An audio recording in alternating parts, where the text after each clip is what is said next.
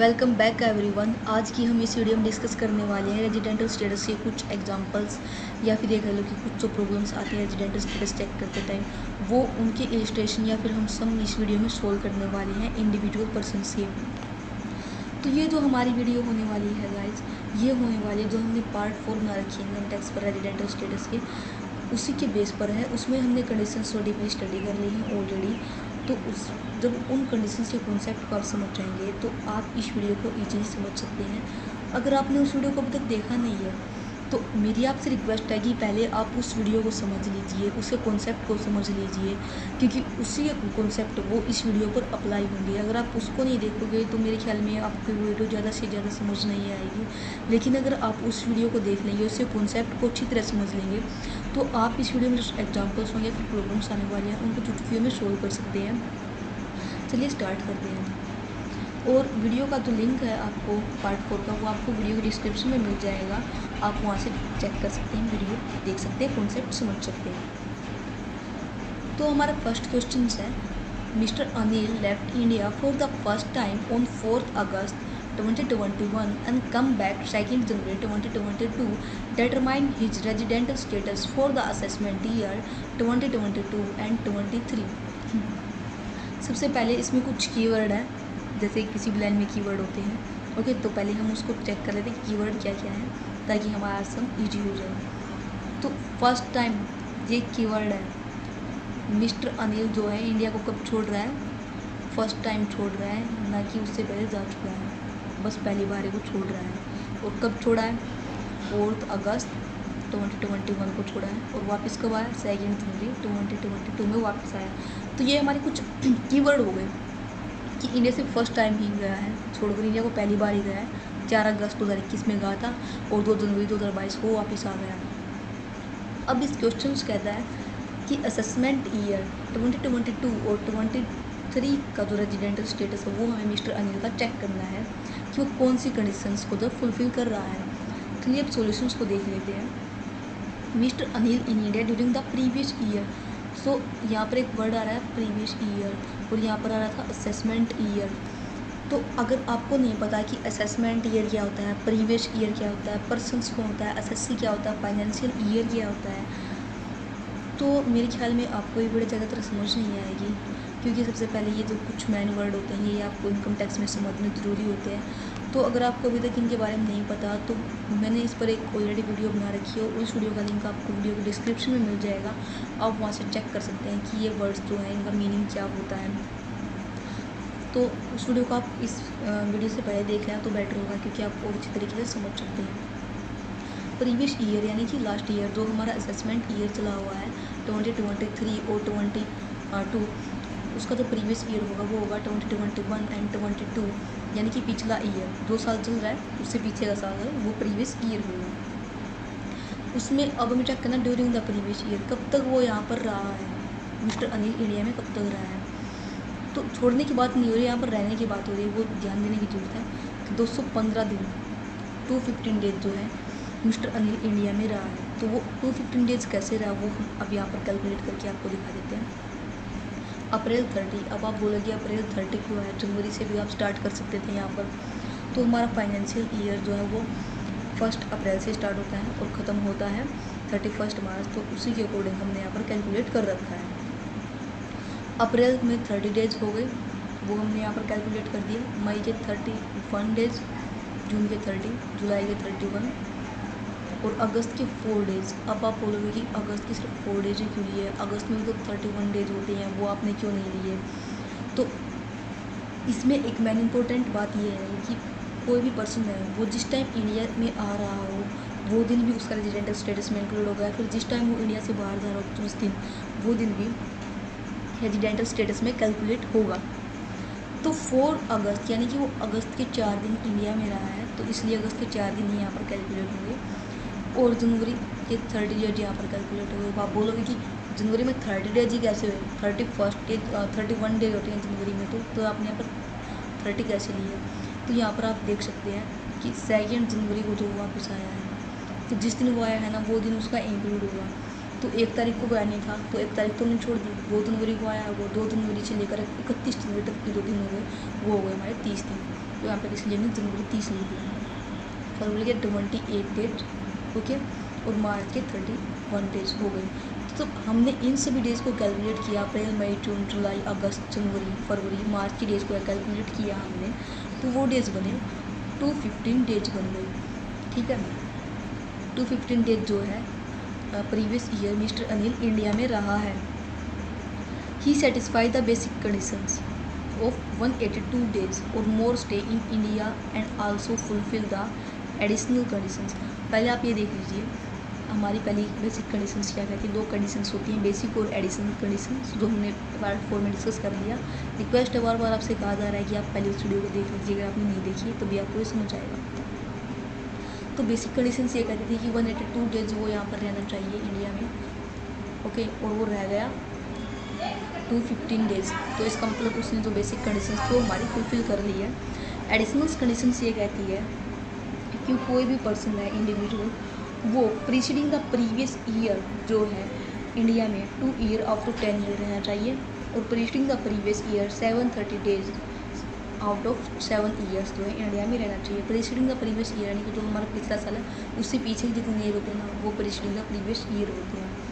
तो अब आप सोचोगे कि एडिशनल कंडीशन से फुलफिल कैसे कर रहा है कि 10 साल में वो 2 साल रह गया है और 7 साल में वो 730 दिन रह गया है। तो यहाँ पर आप देख सकते हैं फर्स्ट टाइम इंडिया को छोड़ के जा रहा था, फर्स्ट टाइम इंडिया को छोड़ के जा रहा है, तो मतलब वो जितने भी ईयर का है 20 ईयर का है, 30 ईयर्स का है, फिर 50 ईयर्स का है, तो मतलब उसने अपनी पूरी लाइफ इंडिया में ही स्पेंड की है। इंडिया में स्पेंड किए तो बेसिक सी बात है कि उसने एडिशनल कंडीशंस फुलफिल कर ली। 10 साल में 2 साल रह गया और 7 साल में 730 दिन वो इंडिया में रह गया, तो इसलिए तो एडिशनल कंडीशंस पूरी हो गई उसकी। इसलिए जो है मिस्टर अनिल जो रेजिडेंट तो है ही बेसिक कंडीशंस के अकॉर्डिंग, और ऑर्डिनरी रेजिडेंट भी है एडिशनल कंडीशंस के according for the assessment year 2021 and 22। और सॉरी मैंने यहाँ पर गलती कर दी, असेसमेंट ईयर 2022 एंड 23 के अकॉर्डिंग जो है असेसमेंट ईयर के अकॉर्डिंग वो OR बन गया मिस्टर अनिल इंडिया का। ओके, आई होप कि आपको ये सम इजीली समझ आ गया होगा। नेक्स्ट सम के हम देख लेते हैं। नेक्स्ट क्वेश्चन है हमारा, mister Ram left India for the first time. यहाँ पर फिर से कीवर्ड है कि फर्स्ट टाइम मिस्टर राम जो है इंडिया को लेफ्ट कर रहा है ऑन 12 सितंबर 2021 में, यानी कि 12 सितंबर 2021 में उसने पहली बार इंडिया को छोड़ा है। For taking up a job in Australia, Australia में चला गया जॉब करने के लिए। He did not come back till 31 March, वो 31 मार्च 2022 तक वापस नहीं आया mister Ram. Determining his residential status check करना है उसका, ठीक है। तो यहाँ पर चेक कर लेते हैं सॉल्यूशंस में हमारा। तो mister Ram stay in India during the previous year 2021 and 22 for a period of 165 days. तो मिस्टर राम जो है इंडिया में प्रीवियस ईयर कितने टाइम रहा है वो हमें यहाँ पर चेक करना, हमारी बेसिक कंडीशन चेक करने के लिए। तो अप्रैल ये 30 डेज रहा है, जैसे कि हम फर्स्ट टाइम में कल चेक कर चुके हैं फाइनेंशियल ईयर के अकॉर्डिंग। और मई में वो रहा है 31 डेज, और जून में 30 डेज रहा है, जुलाई में 31 डेज रहा है, अगस्त में 31 डेज रहा है, सितंबर में 12 डेज रहा है, क्योंकि वो 12 सितंबर को चला गया था, उससे आगे तो कैलकुलेट नहीं करना। फिर अब तो सितंबर से आगे कैलकुलेट नहीं किया, क्योंकि मार्च के बाद हमारा ईयर तो ख़त्म हो जाता है और वो 31 मार्च तक आया ही नहीं, तो आगे कुछ करना ही नहीं। तो सिर्फ और सिर्फ वो रहा है 165 डेज रहा है। तो बेसिक कंडीशन क्या कहती है कि उस बंदे का जो है 182 डेज इंडिया में रहना ज़रूरी है। अगर वो इंडिया में नहीं है 182 डेज तो वो नॉन रेजिडेंट होते हैं, वो बेसिक कंडीशंस फुलफिल नहीं कर रहा है हमारी, ठीक है। So he is non resident in India for the assessment year 2000, 2022 and 23 का जो असेसमेंट ईयर है उसके अकॉर्डिंग नॉन रेजिडेंट हो गया मिस्टर राम, क्योंकि उसने बेसिक कंडीशंस फुलफिल नहीं की। उसने सिर्फ और सिर्फ 165 डेज जो है इंडिया में रहा है प्रीवियस ईयर, ठीक है। अब जो नेक्स्ट हम सोल्व कर लेते हैं हम अपना। अब Mrs Pammi is a person of India origin settled in Canada. अब यहाँ पर कंफ्यूज नहीं होना है कि हम क्या करें, वो कनाडा और इंडिया यहाँ पर दे दिया, हम क्या सोच रहे कि वो इंडिया में ही है या कनाडा में है। तो Mrs Pammi is a person of India origin settled in Canada, वो इंडियन है, मिसेज पम्मी इंडियन है, ठीक है, बट वो रह रही है कनाडा में, simple. On 15 15 May 2021 she come to India to attend her brother marriage. 15 मई 2021 को वो अपने भाई की शादी को अटेंड करने के लिए मिसेस पम्मी इंडिया गई। She left India for Canada on 10 नवंबर 2021 और उसने 2021 में जो है ना 10 नवंबर 2021 में इंडिया को छोड़ दिया कनाडा के लिए। उसने मैरिज अटेंड कर लिया बूढ़ा हो गया, ठीक है। तो अब हमें असेसमेंट ईयर के अकॉर्डिंग 2022 और 3 के अकॉर्डिंग हमें उसका रेजिडेंटल स्टेटस चेक करना है कि वो कितनी कंडीशंस फुलफिल कर रही है। तो Mrs Pammi stay in India during the previous year 2021 and 22 for a period of 180 days.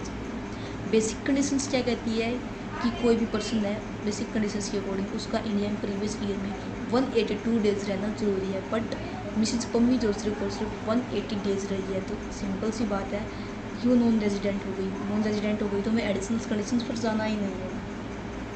तो अब 180 डेज कैसे आया, तो मई के 17 दिन हो गए, ठीक है, और जून के 30 डेज हो गए, जुलाई के 31 हो गए, अगस्त के 31 हो गए, सितंबर के 30 हो गए और अक्टूबर के 31 हो गए और नवंबर के 10 डेज हो गए। तो इन सभी डेज को जब हमने प्लस किया, आपस में ऐड कर दिया, ठीक है, एक साथ ऐड किया है इनको, तो हमारे डेज निकल गया है, वो आए हैं 180 डेज।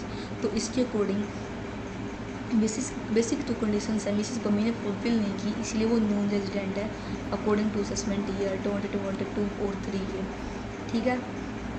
आई होप कि आप इस वीडियो को एंजॉय करेंगे होंगे, आपको अच्छे तरीके से समझ आ रहा होगा कॉन्सेप्ट जो कहने की कोशिश की जा रही है वीडियो में।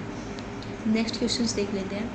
Mrs Cherry Stones a West Indian businessman comes to India every year and stay. यहाँ पर कीवर्ड फिर से देख लेते हैं।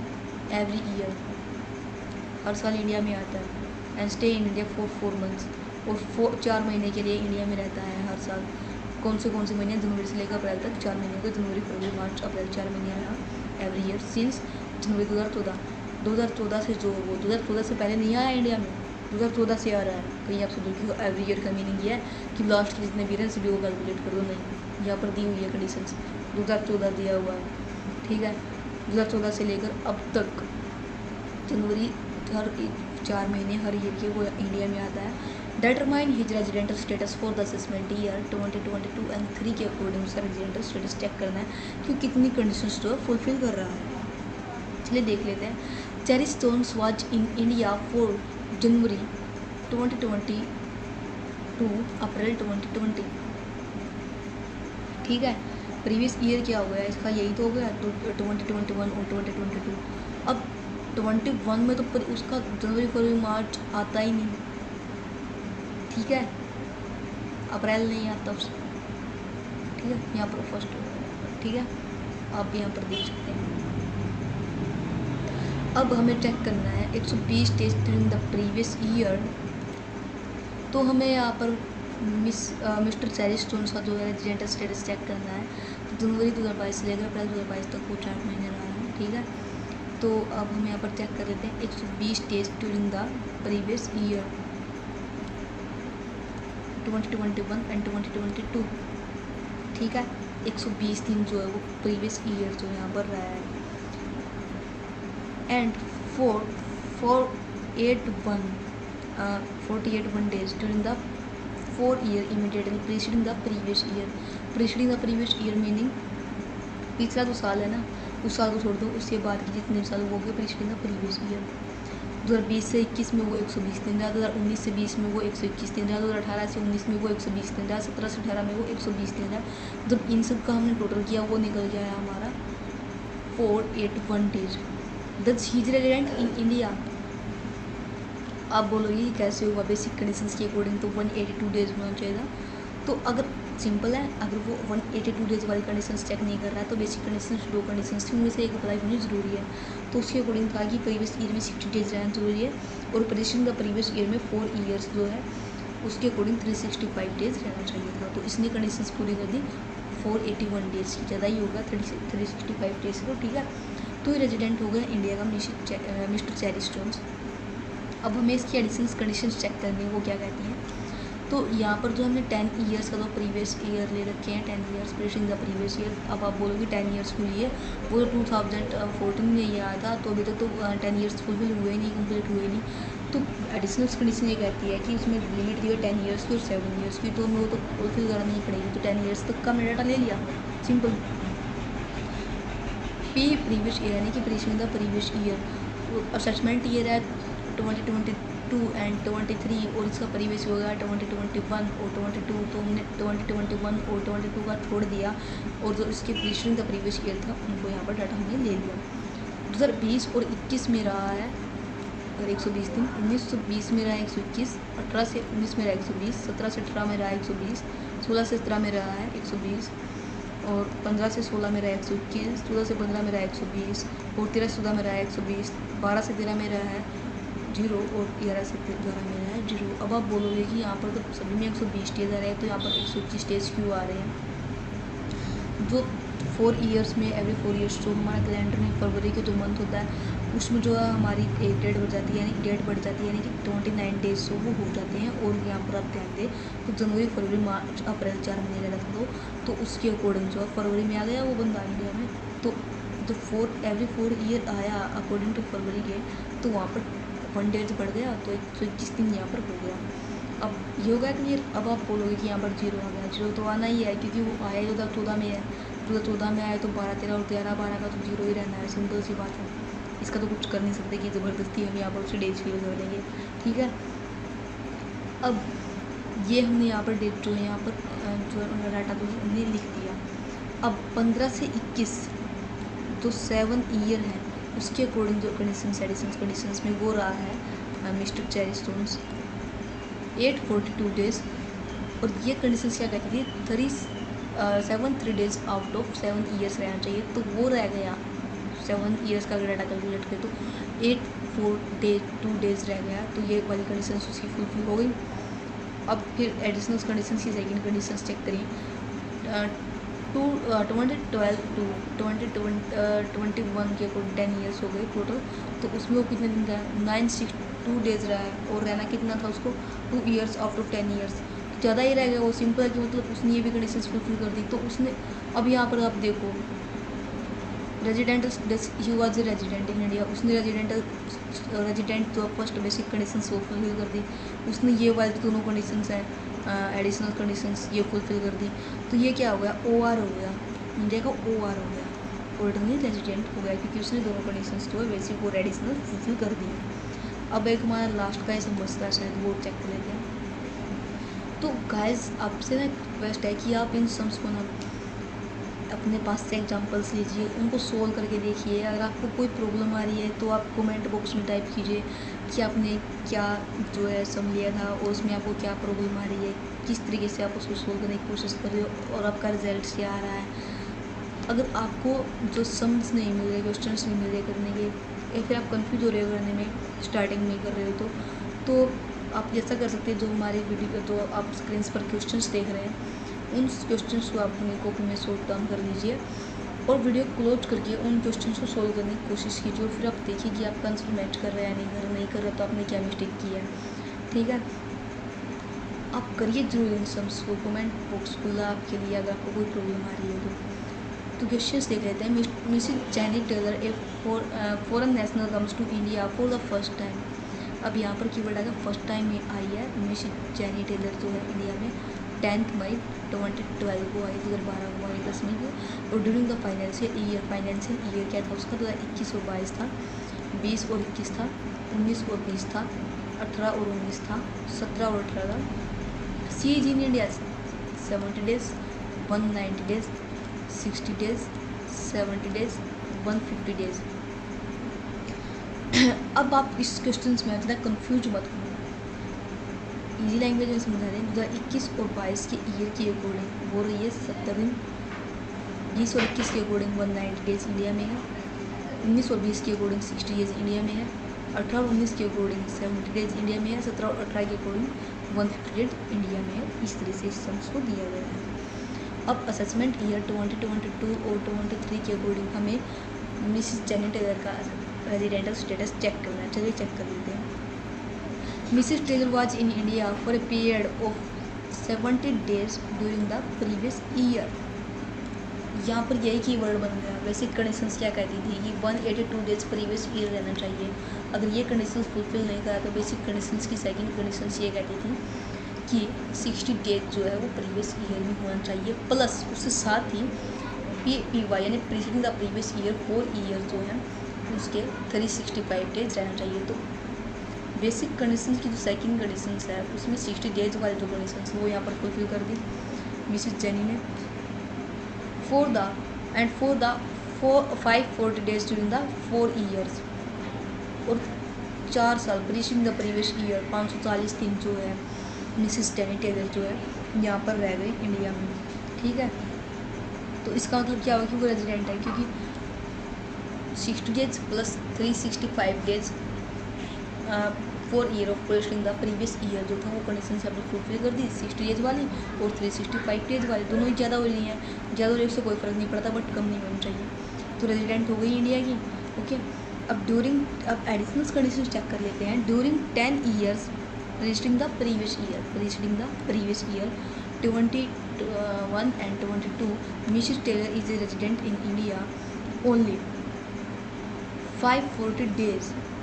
उसको इंडिया में आए कितने साल हो गए? 1 2 3 4 5 साल हो गए। ठीक है, और 5 साल के अकॉर्डिंग वो उसके जब हमें दिन जो है पर दिए हुए हैं उनको प्लस करके देखा तो वो दिन निकल के आई 540 डेज निकल के आई। 540 डेज निकल के आई तो हमारी एडिशनल कंडीशन से कहती थी कि फर्स्ट ये कहती थी एडिशनल कंडीशन का फर्स्ट पार्ट कि 2 ईयर्स आउट ऑफ 10 ईयर्स, और सेकंड कहता था कि 730 डेज आउट ऑफ 7 ईयर्स।